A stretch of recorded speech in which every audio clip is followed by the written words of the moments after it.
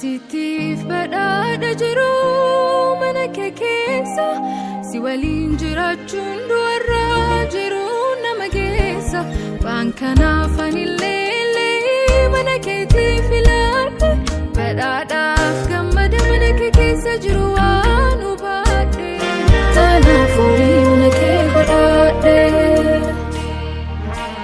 waan akkam dansaati waan akkam baasaati waan akkam maaleeti jireenyi mana keeti waan akkam dansaati waan akkam baasaati waan akkam maaleeti jireenyi bobaadeeti.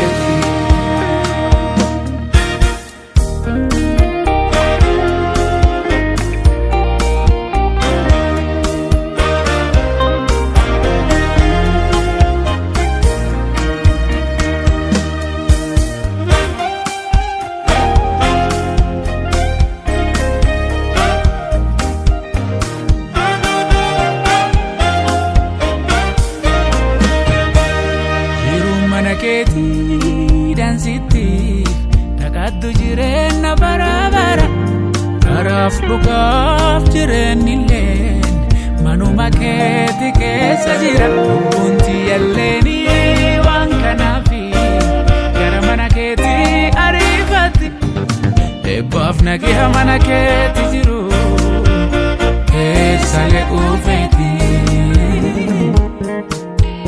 waan akkam dansaati waan akkam baasaati waan akkam maaleeti jireenyi mana keeti waan akkam dansaati waan akkam baasaati waan akkam maaleeti jireenyi bobaadeeti.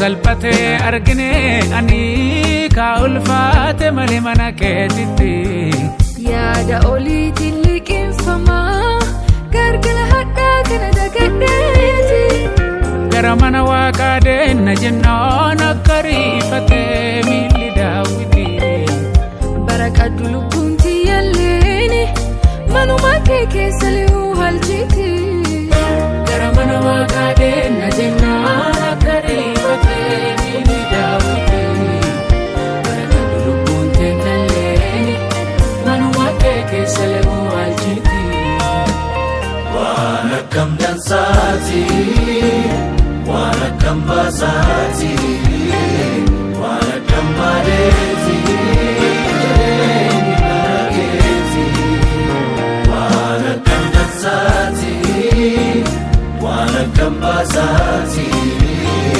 waan akkam maaleeti jireenyi bobaadeeti waan akkam dansaati waan akkam baasaati waan akkam maaleeti jireenyi mana keeti waan akkam dansaati waan akkam baasaati waan akkam maaleeti jireenyi bobaadeeti.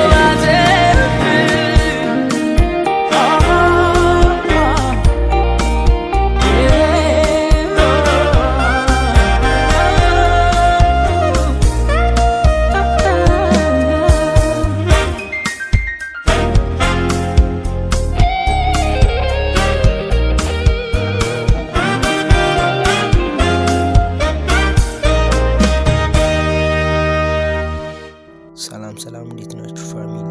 የኢየሱስ ልጅ ዩቲዩብ ተከታታዮች ስለምትከታተሉን እናመሰግናለን። አዳዲስ ቪዲዮዎች ይጠብቁ፣ እንለቃለን። ይህንን ለብዙ ሰው ሼር፣ ሰብስክራይብ፣ ላይክ በማድረግ ይተባበሩ።